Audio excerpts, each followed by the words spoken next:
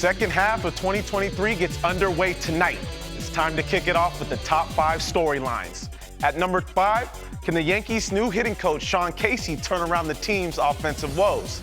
This is the first time general manager Brian Cashman's tenure that the Yankees have fired a coach during the season. And remember, Cashman has been the GM since the 1998 season. Sean Casey's hire is a sign that the Yankees want to bring in someone who they believe will be able to communicate on a more even playing field with their veterans.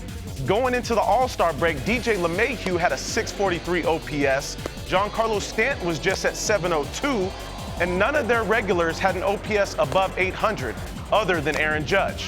Things have to turn around quickly because as of today, the Yankees sit outside of the playoff picture. At number 4, which of the top 3 payroll teams make the playoffs, if any? The Mets, the Yankees, and the Padres are the top 3 teams in payroll respectively, but up to this point, there have been so many question marks with each star-studded team. What a disappointment it would be to spend all that money on your roster while paying luxury taxes and not even see the 2023 postseason. The fan bases of all 3 teams are losing patience, but ultimately, it will be on the stars of these teams to rise to the occasion. If not, all 3 of these teams could look completely different next year. That includes coaching staffs and front offices as well. Number 3, which of this year's surprise teams are for real, for real? It's pretty safe to say that the Reds, the Rangers, the Orioles, the D-backs, and the Marlins have all been pleasant surprises this year. All of these teams would be in the postseason if the season ended today. But it don't end today, and there's a lot of season left.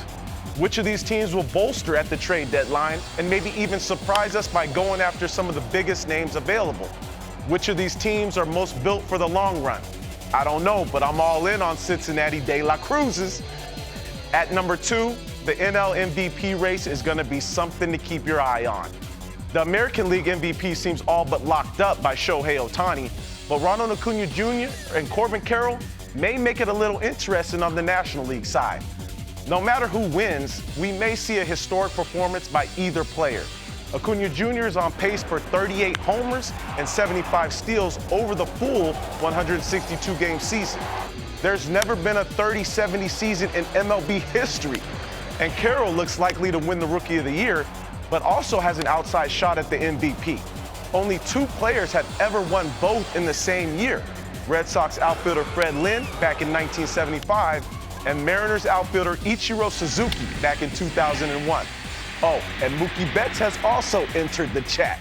The number 1 storyline from the beginning of the season will continue to be the top storyline till the end of the season.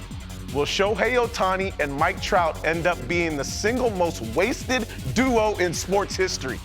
The Angels sit 7 games back from the top of their division and 5 games back from a wild card spot, so it's not looking good.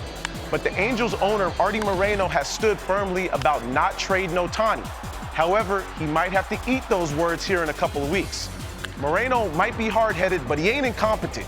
You have to get some value for Otani at the deadline, because letting him leave this team at the end of the season with not much in return would be a travesty to the franchise. Back to you, LG. Take it over.